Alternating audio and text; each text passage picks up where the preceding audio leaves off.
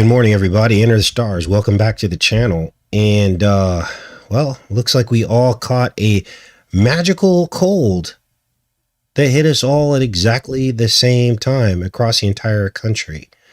I thought colds didn't travel like that, especially when people haven't even gone anywhere for the holidays yet. I mean, I guess you could say people have been out shopping, right? And stuff like that. But what the heck is going on?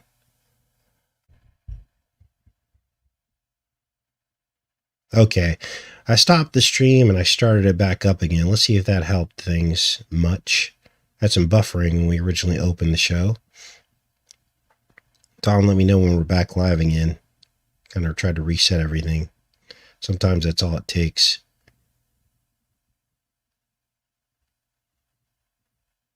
So let me know if you, okay, so T Kerr says we're back. Okay, great. Let's see if that helps. Sometimes you got to do that with YouTube. It says we're all green. Okay, good. All right, so I don't know how much of that you guys missed or caught or didn't catch. Well, basically, everybody's getting the same cold at the same exact time all across the country, and it just doesn't seem to make much sense, doesn't it? With the extreme amounts of mucus, watery mucus, which is different than typically what happens. I heard a couple people talk about that, and it just certainly feels like something coming from a different place, doesn't it? Instead of person to person, it almost feels like it's coming from above. So we're going to cover a couple things today. We're going to get into this Weeknd, the Weeknd music video, very strange Thanksgiving holiday. The Weeknd uploaded this music video, Die4U. Okay, here it is right here. Let me zoom this up so you guys can see this. And this released on Thanksgiving. And there was also a bizarre Egyptian ritual that happened, a ceremony. We're going to break parts of that down as well. This also happened.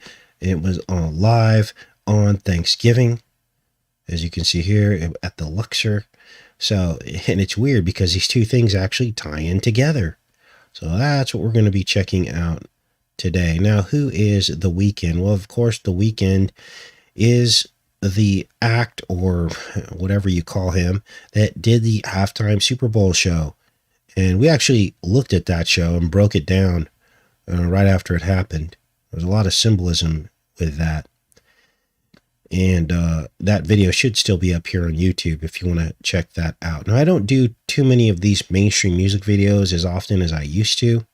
Seems like everyone is full of so much stuff. To me, it's almost gaslighting at this point. You know, they know we're looking for the symbolism. And so what they'll do is every single music video has all the elements in it. And to me, it just gets redundant after a while. Now, I know certain channels cover this stuff, and that's great. I'm glad that they do. But I think for the intents and purposes of this channel, we don't want to really be focused too much on that because we're looking at other things, aren't we? But this music video is trending number 13 on the YouTube trending section, number 13, as you can see here. And we're going to turn the sound off on this and put it in slow motion so that we can, you know, we don't get any copyright issues. Playback speed 0.25. So we're good. Now, The Weeknd did the Super Bowl halftime show. And we know that these people don't believe in the true God, do they? Because everything that comes out of their mouth is against God and against Jesus. So just because you see a cross around this child's neck, let me go to that part here,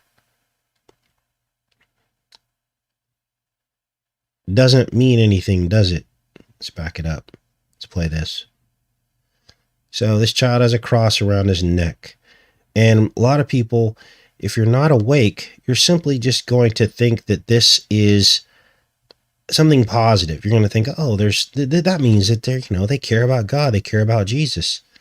But I'm going to demonstrate to you how that nothing could be further from the truth. So we're going to break this down frame by frame and in super slow motion so you can see all of the elements and programming unfold. I've got a bit of a cough, so I'll just mute my mic when I have to cough.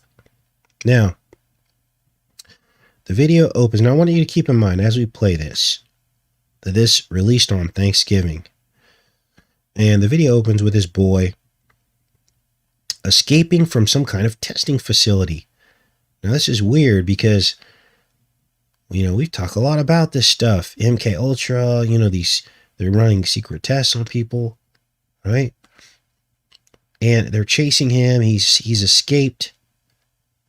And it's later revealed that this boy has telekinetic powers. In other words, he can move objects with his mind. And they've got these nodes attached to his head here. Okay, red and blue, of course. They're going to see this red and blue come back again in the form of purple. Because red and blue make purple, right? But he's running through this place, right? His testing facility, laboratory, whatever you want to call it. And he's running down here, and they're chasing him. Okay. Just want you to get a feel for this music video. And all the while, The Weeknd is singing the lyrics to this song, Die4U. And it's really a song and a music video about self-sacrifice is what it is.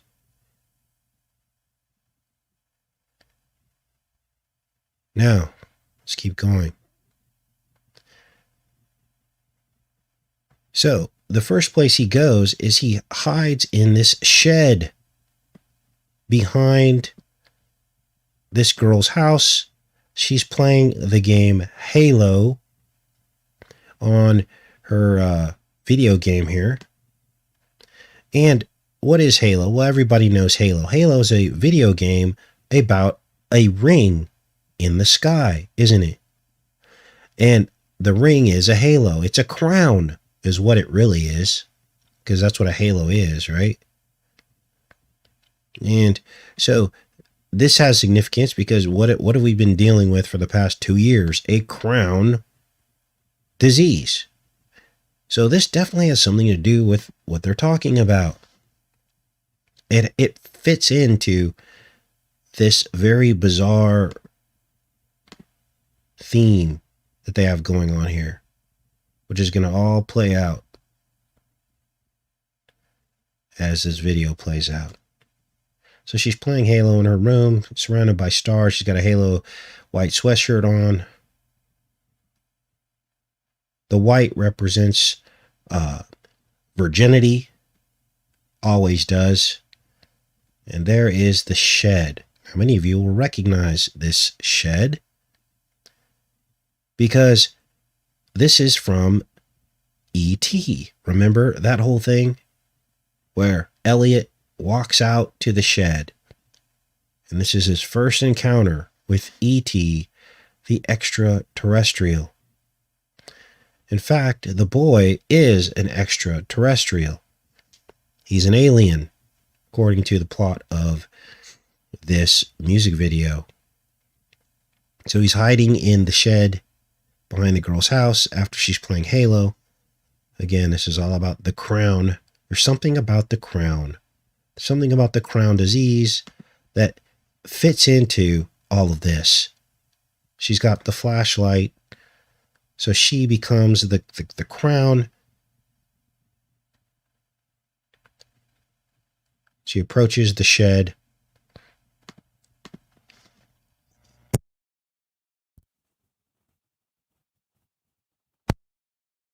Remember this scene from E.T.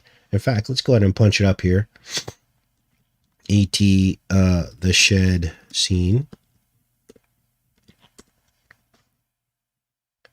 Look at the images here. So here it is. Now the first thing that Elliot brings to E.T. is a pizza. And he carries the pizza after he's walking by a ping pong table.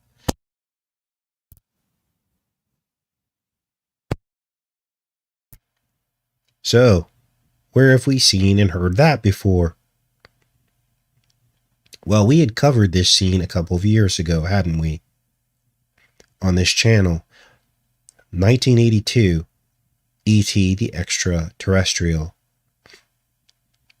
Elliot, this is Elliot here. Let's find a better picture of this.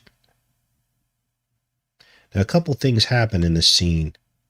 Here's a better, wider shot of this. A couple of things happen in this scene. Now, understand that Elliot's name backwards spells toilet. And that's significant. You're going to see why, because it's all about the unclean. Remember, Elliot feeds E.T. Reese's Pieces. He also rolls a ball into the shed. The ball rolls back to him. Well, what that ball represents is a concept. And that's why Elliot walks by the ping pong table first. Let's pull that up, see if there's any images of Elliot.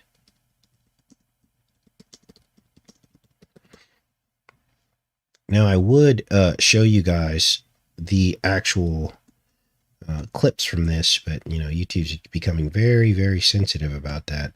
Can't really show clips anymore of stuff. But E.T. look, they're not even going to show that scene.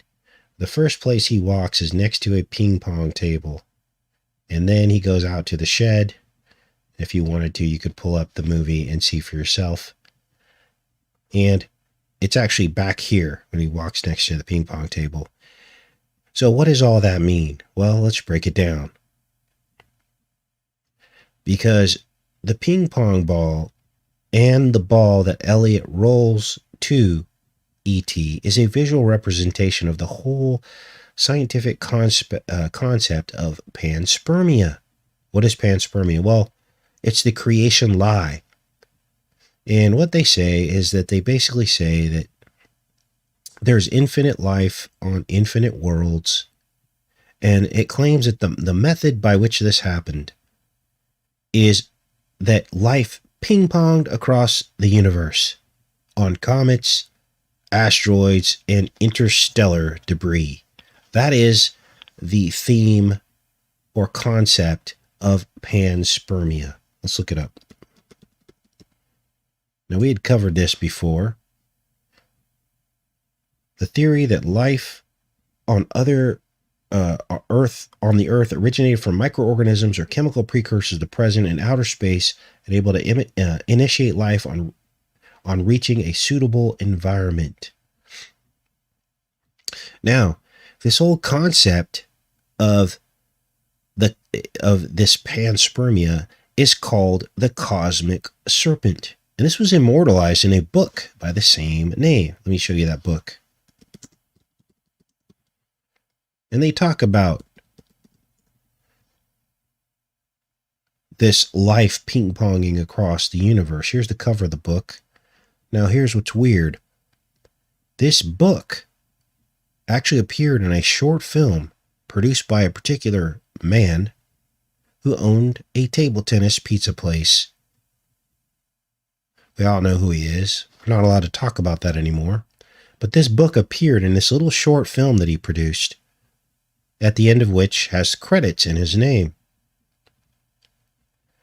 Now, of course, this whole concept of the cosmic serpent undermines the true creation story, doesn't it?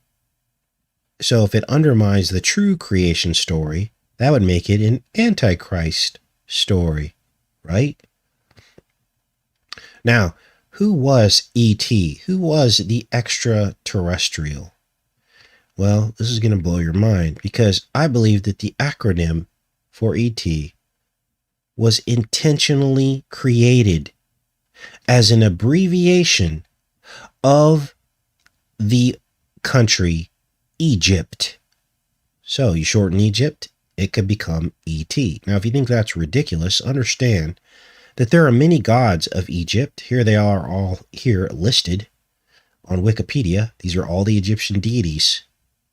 And there are many of them whose names end with E.T.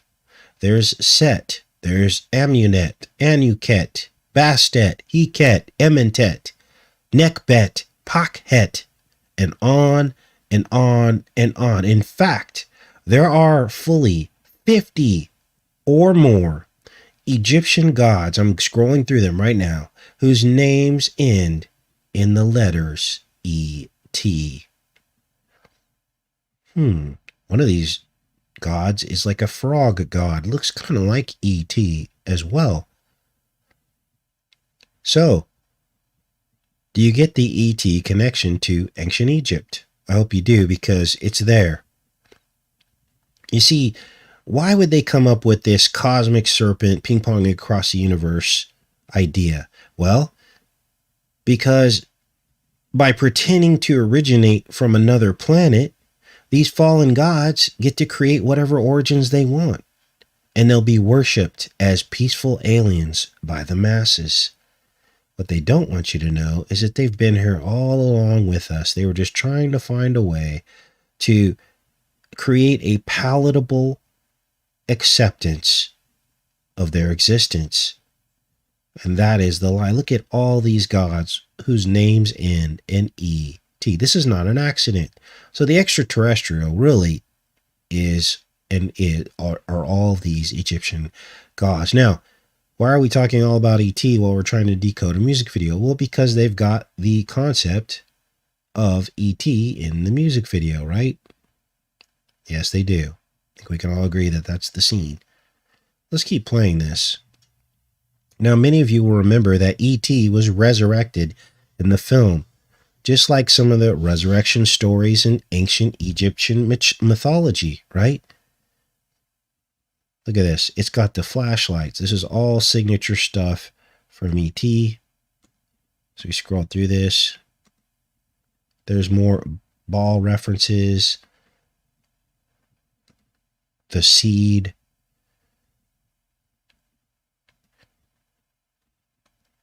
They're in a workshop. Now, what could the workshop represent?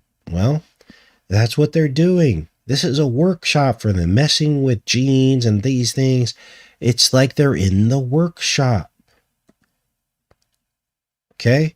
This is all metaphor. They're in the shop, messing with the seed of the woman.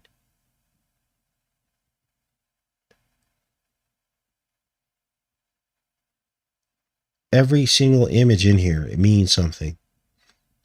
So we're on to something, aren't we, with this music video? So let's keep going, because just before she discovers the Star Boy, that's what they call him, she's playing that Halo game. And as we discussed, the Halo is a space station shaped like a giant ring, hence the name Halo, which is a crown, and which has been everything that we've been going through over the last 2 years. And then there's the iconic E.T. scene. Now, this is weird because this whole thing is a love ballad, right? And it's kind of cringy because it's 2 9-year-old children. And some of the lyrics to the song, which you can't really see on your screen right now. Let's try to see if they show up on the closed caption.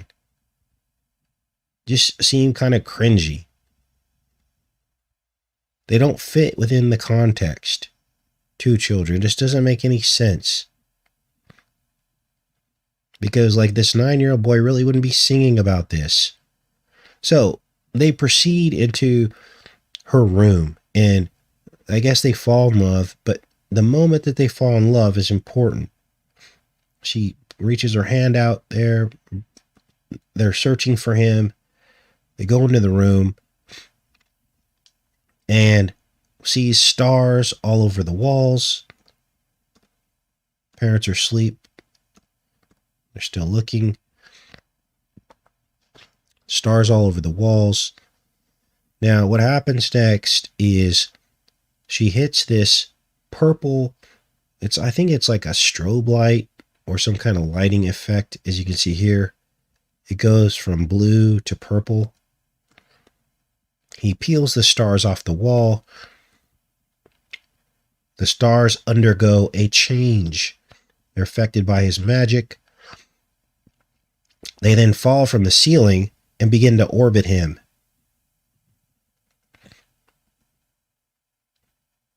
The light turns purple. So we go from blue to purple. That represents the mixing of the two. And this is why this portal of stars that is surrounding them and swirling about them, that's a portal bringing us through the portal of the mixing of the serpent with the woman. That's exactly what this is happening right now. Remember, spirals are portals. That's why the stars are spinning around them. That's why this machine here went from blue to purple, because blue is the blue, BLOOD, and then the purple, see, it's blue there. And then the purple means that they've now been mixed together. Boom, right there, as they're spiraling together through the portal. Now, if you think I'm crazy, understand that the birth canal is spiral shaped. Don't believe me? Go look at the musculature of the womb. Go look at what an umbilical cord looks like. It's shaped like a spiral, as is the womb. That's why the baby's rotated when they're giving birth. Okay, that's why they have to turn the baby to get the child out upon birth. So this whole spiral thing is a ritual. You're looking at a ritual, literally. Let's keep going. Sorry, I had to cough. So the stars fall from the ceiling. That's important because it's the fallen stars, the fallen angels, right? And this is the exact moment that they fall in love. When she sees the magic and the union is completed, this is when they fall in love. Now think about how sick this is. This is a video with children, and we've seen this before with Ed Sheeran. Remember his music video with the child in it, and all the vampires were around the child? Same thing. Same thing. So, fallen stars, fallen angels. The point of the crowning of the serpent, we told you what the halo means on her shirt. The serpent has been crowned, okay? And the seed of the woman is now going to be altered. And this probably has something to do with no flesh being left on earth that the Bible talks about. I don't know how exactly all this is going to play out, but it's clear to me, looking at some of the subject matter of these music videos, that this is exactly what is going to happen. Now, they call him Project Starboy. That's what they call him. Let's get to that part. Look at this thing. Strobing blue and purple. Notice there's no red in there, because red is over. No more red, BLOOD. Electronic component to it as well. Okay, looks like we're not buffering anymore. That's good. Parents wake up to it as the lights are flickering. The electric kingdom. That's where we're all headed to. The electric kingdom. It's all about electricity. Here's Starboy. Now, this gets even more specific. Notice how all the evidence is starting to build, isn't it? Because any one of these things doesn't prove anything. But here he is, Project Starboy. Now, here's what's interesting. Look at his birthday. It's Lupercalia. Well, one day after Lupercalia. 2/16. February 16th. What is Lupercalia? Well, one of the very first gods ever worshipped in ancient Egypt was a dog god, a looper god. Looper means dog or wolf. His name was Wepwawet, and he rode on a solar sky boat. And this became the origins of the Roman pagan holiday Lupercalia, which is celebrated on February 12th through the 15th. Now here's where things get weird, because the boy then leaves here. They show him here with this can of cola. Now I know there's all kinds of information with the cola. I know that means something as well. Sodas, sugar. This feeds the beast, right? Feeds the sickness. So he's got telekinetic powers. He can move this thing with his mind. So this alien power, that's why they call him Starboy. As they're watching him through there. Parents come in, discover that their child is probably not safe. He lashes out with his powers and pins the parents against the wall. And he's got this cross around his neck, which is completely out of context for this music video, isn't it? Completely out of context. Now, it wouldn't be out of context if it stayed around his neck, because a lot of these actors and things, they wear these crosses, right? What makes it out of context is what you're going to see happen next. I forgot to show you this part. So they stopped them there. And if you look behind them, I think there's some lilies in the picture behind them. Where's that at? Oh, there they are. See the lilies back there? That means something too. Lilies. Which again represents like purity, virginity, that kind of thing. Now, let's get back to this cross around his neck. This is spooky. So they run outside. They go through the window. And she gets caught. They grab her. He goes back, willing to risk his own life.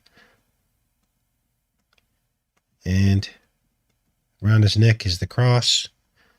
Cross falls to the ground. Now, it took me a minute to figure out what all this meant. But I didn't figure it out, of course. We all know it wasn't me that figured it out, right?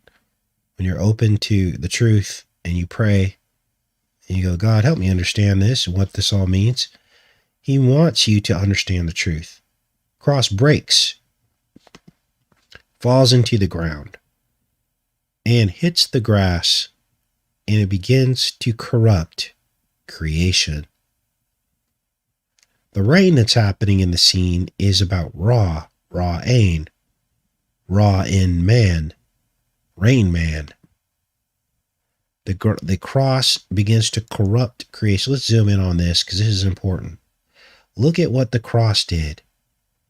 It's literally infecting and corrupting the grass, the green grass, God's natural creation, sending its tentacles of death into our reality. And this is exactly what happened. The false Christ would have a cross too, wouldn't he? And it would be like that, wouldn't it? So, this is what happened. Sin was brought into the world. Then the boy picks up the cross. I don't know if he thinks he's some kind of super real estate agent, because that kind of looks like one of those real estate signs, doesn't it? Starts knocking these dudes out with the red cross. And this is why the cross is completely out of context. This makes no sense unless you see it through the eyes that I just explained it to you. He defeats the pursuers, and the hook of the song continues as he's singing I would Die4U. The blasphemy is literally off the charts. Now, why is blasphemy off the charts? Well, because Jesus already died for us. Nothing you can do, especially if you got a cross involved. Now, the Bible does say there's no greater honor than to die. I think it says to die for your brother. I think that's in the New Testament. It says that. There's no other greater thing than to lay down your life for your brother. I believe it says. Now, correct me if I'm wrong. I don't want to spread any information that's not true. But I believe the Bible does say that. But there's no way we're going to be able to replace Jesus' sacrifice. And this is why I tell people, people are doing these rituals, like blood over intent and all these things. When you do that, you're trying to undermine Jesus' sacrifice. He already did it. So he attacks this guy. There's the iconic scene there and then he ascends. Now, there's one last singer when it comes to this music video. One last connection, and many of you are probably just chomping at the bit in the comment section here. You all know what it is. The Prince song, I Would Die For You, which of course encodes the date that he died, that he really died in real life, which was April 21st. What do you mean, Casey? Well, 4 is April, and U, the letter U, is the 21st letter of the alphabet. Now, this has long since been discovered. Let me type it out here for those of you that are more visually orientated. 421 is for you, right? There you go. So, but what most people missed about that connection was the link to Jesus' birthday. So, what is the link to Jesus' birthday? Well, let me show you. April 21st, let's go to, is the 111th day of the year, as you can see right here, right? Well, guess which day of the year has 111 days remaining in the year? You guessed it.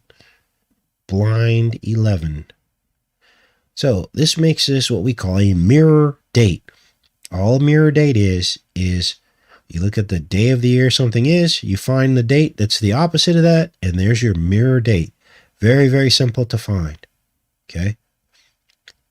So, you have yourself a direct connection between this song called Die For You and the Prince song and Jesus, don't you? Why? Because I believe Blind 11 was Jesus' birthday. Now, who writes this stuff? Well, is all this stuff happening on a spiritual level? I believe it probably is. I don't think that The Weeknd is that smart, okay? And even if he was, look how poorly this is put together. The plot of this is just silly. It's just cringy. It's silly. It's the spirit behind it that is including these elements that we're able to pull out and see the patterns. It's a spirit of the enemy. And these artists are given these satanic scripts to play out. That's why they're bought and sold. Look at these music videos as programming for future events. That's what they are. They subliminally and hypnotically prepare you for the acceptance of what's to come. Now, if you're still in doubt about this Weeknd song that released on Thanksgiving having anything to do with Egypt, well, guess what the Egyptians were doing on Thanksgiving? They were having a big party. Do you see now how this is connected?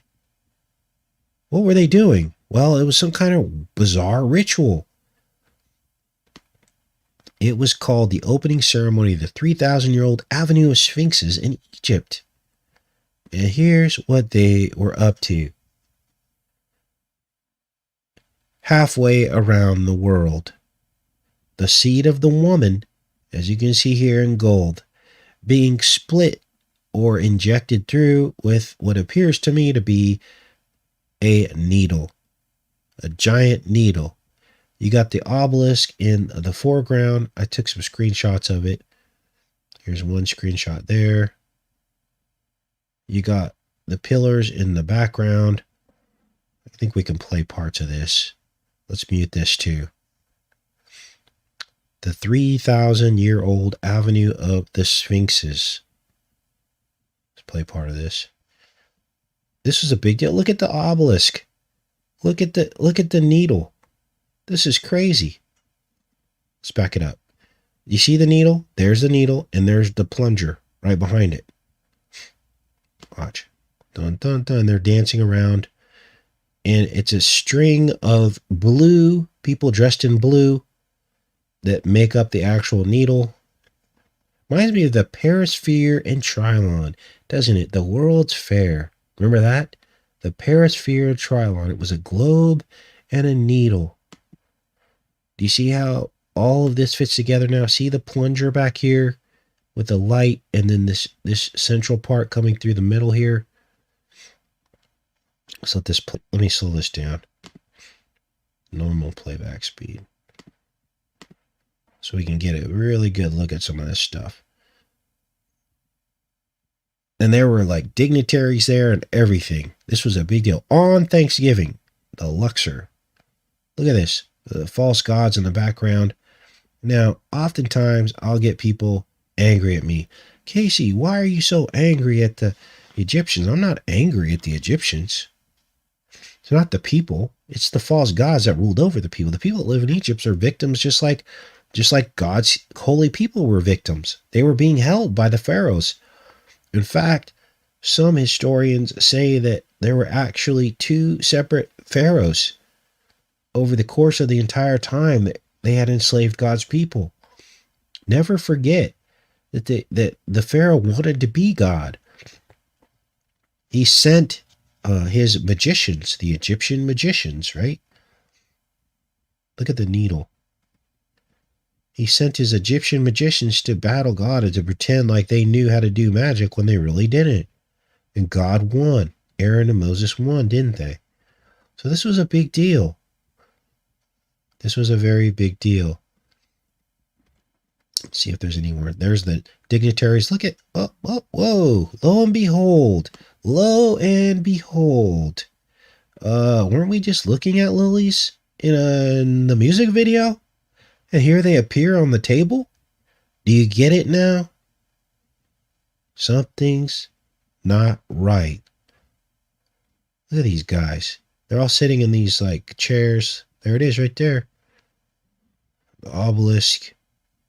There they are right there.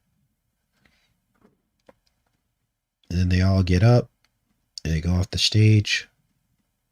And then all the dignitaries get up and take off. That was it. So anyway, that's what I wanted to show you guys today. Let's go back into the chat, because I'm sure I missed something. That's why I like to check in with you guys. You guys always find all the cool stuff. Even the stuff that I miss. Thanks for hanging in there with the buffering issue. Appreciate that, you guys. Yep, hiding in plain sight. Now, no one would have given that a second thought. Why did the Egyptians do that on Thanksgiving? I'll have to dig a little deeper into that. There might be an occult date behind Thanksgiving and behind November 25th that we don't know about. Maybe it goes all the way back to ancient Egypt. Marion wants me to decode the Eternals. I actually have that pulled up. I thought I did. I had it pulled up. I might have to take a look at that. Yes, you're right, George. You're absolutely right. It's a fertility ritual. Nailed it. Yeah. Now, while everyone's eating turkeys and doing Black Friday deals, this probably went over most people's heads. Oh, thanks, Linda. Linda said that's a canna lily equals a reed. Thank you. But was that the same image that we saw in the music video too? I believe it was. It was placed there intentionally. Hey, Bill, how you feeling? Bill had a heart attack, you guys. Everybody pray for Bill because we want him to recover. He's been on the channel a long time. And pray for his speedy recovery. We hope that you're okay, Bill. Been a long time friend of the channel. Okay. Cough and sniff break. Hold on.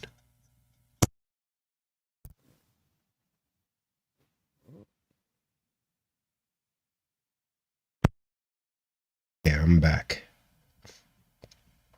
Okay. Yes, George, I can't really approve that, but you're absolutely correct. YouTube is weird about that stuff. Ritual for Nimrod. Yeah, that's the same thing. Yes, absolutely. Okay.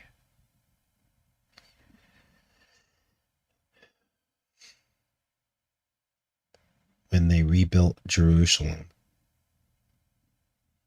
The Eternals are the fallen ones, yes. I had that pulled up. I was going to decode that, and I don't know. I took it out of my queue. I don't know if it was because, I don't know. I think it's a Marvel, one of those Marvel films. Oh, I know why. Because it got horrible ratings. And so, but maybe I should look at it anyway. If it's got anything to decode, then we should probably look at it.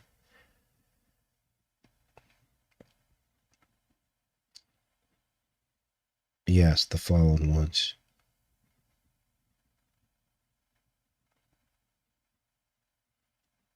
All right. Well, I know you guys probably have family in town. I don't want to keep you too long, but I know a lot of you get up early and love to catch the shows. So I hope you enjoyed the decode today. Was there a constellation of the stars when they start to move? Says Susie. You mean when they did the ritual in Egypt? Oh, when they start to move in the music video. That's a good question. Let me see here. Let's back this up. That's a really good question. Thanks for that question. Let's see here. Oh, yeah. Let's look back on the ceiling here. Where'd it go? Back here. That's a really good question. Because that makes a lot of sense. Because remember, the ancient Egyptians worshipped whatever the dominant constellation was on the horizon for that whatever 2,000 year period. Ooh, look at that. Was in the sky. So, and we're not supposed to be worshiping that, right? But we do know there are Earth ages. Every 2,160 years, there's an Earth age. And it's weird because the Bible seems to follow. The events in the Bible seem to follow the events in the Bible seem to follow whatever the dominant constellation was in the sky for that 2,000 year period, starting with Gemini, the twins, Adam and Eve, Cain and Abel, and the first 7 generations of mankind all had very, very similar names, didn't they? They were like doppelgangers. Let's look. Adam versus Cain seed line. I like to do this sometimes to look at all this stuff. Now, Adam's line versus Adam, Cain,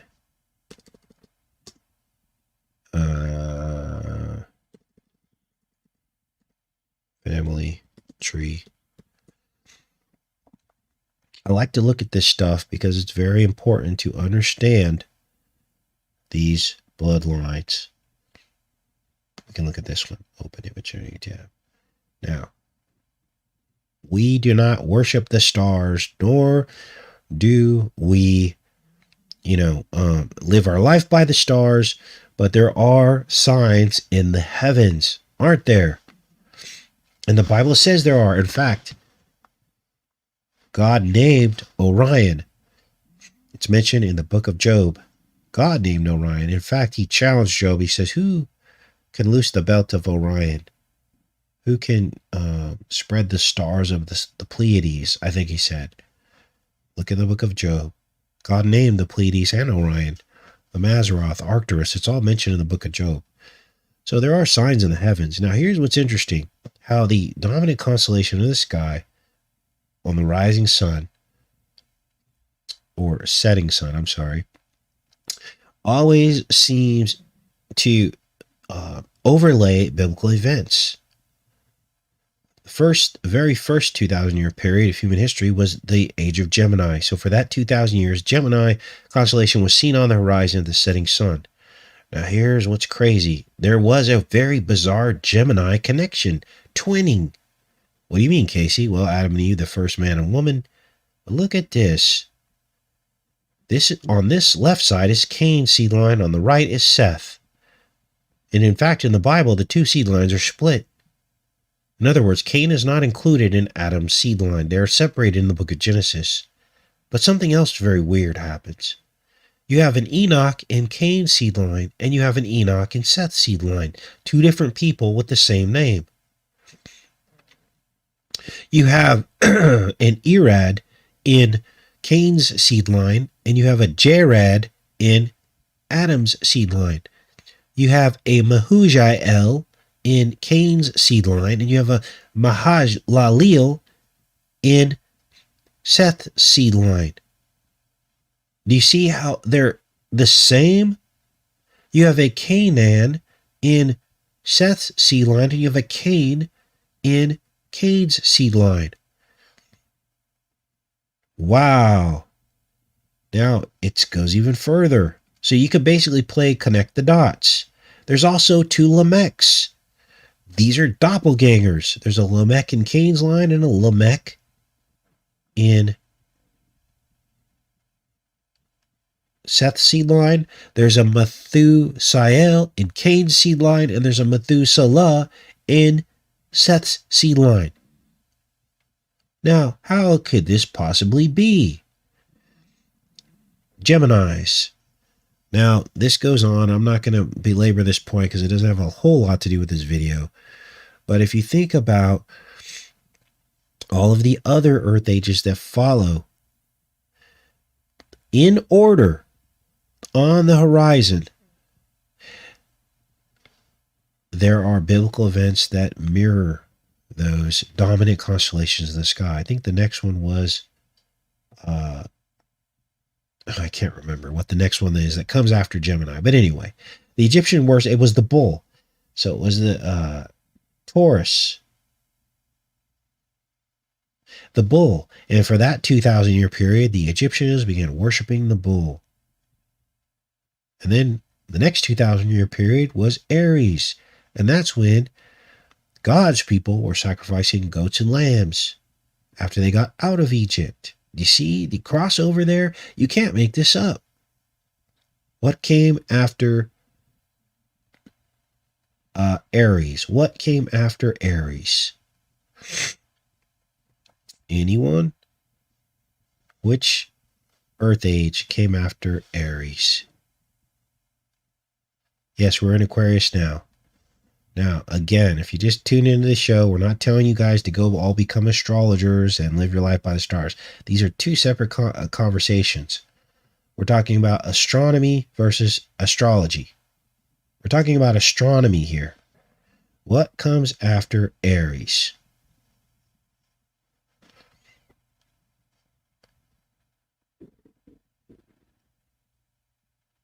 Pisces, yes. That is two fish. Well, how many fish did Jesus use to feed the crowds?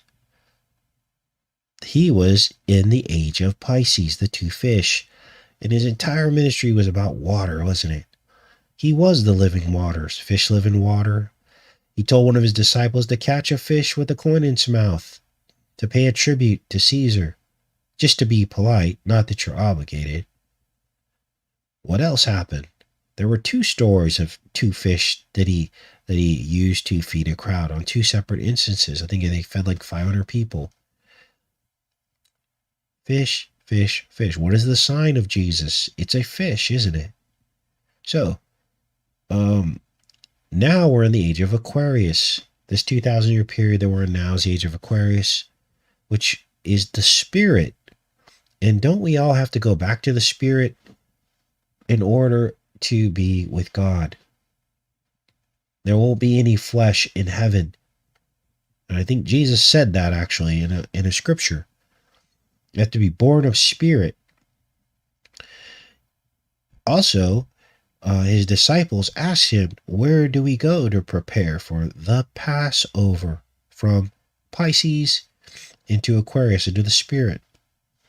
Jesus told him to go into the upper rooms and find the man bearing the water jug.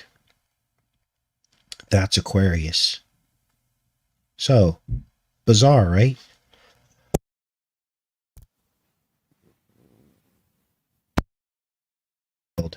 Now, of course, there are missing zodiac,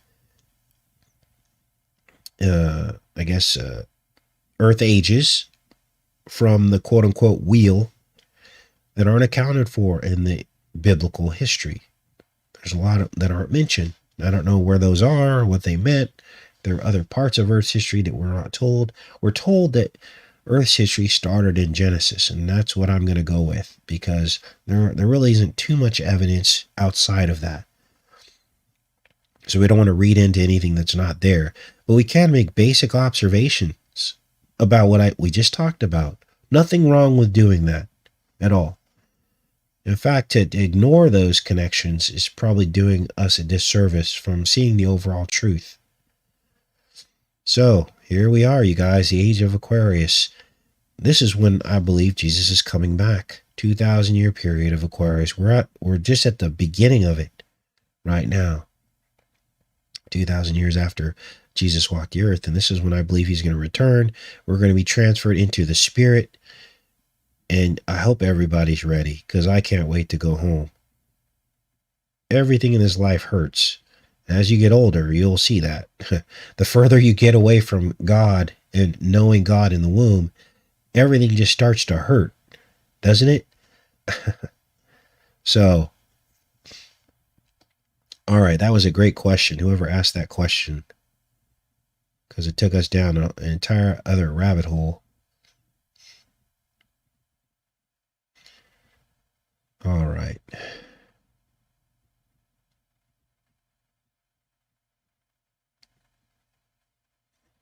You guys have any other questions before we get off of here today?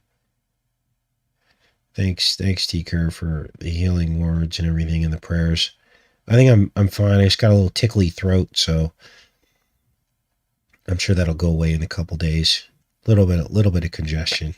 But I just hope you guys are okay. Forget about me. A lot of you guys said you had colds too, and we should all be praying for each other. We all feel better.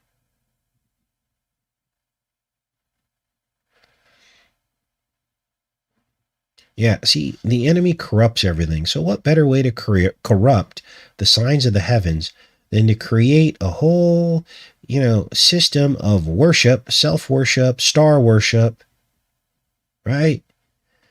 And then have people living their lives by the stars instead of God. That's the corrupt version of what we just talked about. We're not supposed to be doing that. There's one thing to look and go, oh, wow, there's a connection between the biblical events and God's creation, which are the stars, which he told us to see the signs in the heavens. But it's a whole different thing to think that you're connected to one of those and somehow you're going to read some kind of reading, and that's going to tell you how to live your life and who to choose for your mate and all those things. Do you see how I hope you can see the difference between the two, because we're not supposed to be doing that. That's when you get into things that the Bible forbids. Yeah.